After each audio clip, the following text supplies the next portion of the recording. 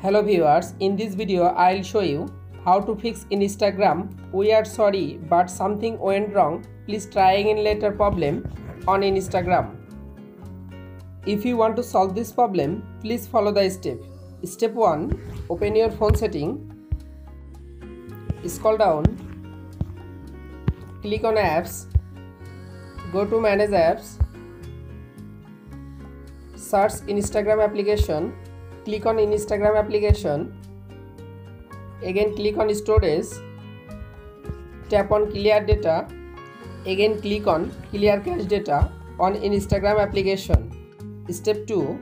Open Play Store and update your Instagram application latest version. Step 3. Again open your phone setting. Click on Wi-Fi. Check your internet or mobile data connection or Wi-Fi connection is stable. Step 4. Restart your device. Again open your Instagram application. Click on Reels icon. You can follow all of the steps to fix in Instagram Reels "we are sorry but something went wrong, please try again later" problem. If this video helpful for you, please subscribe our channel and like this video.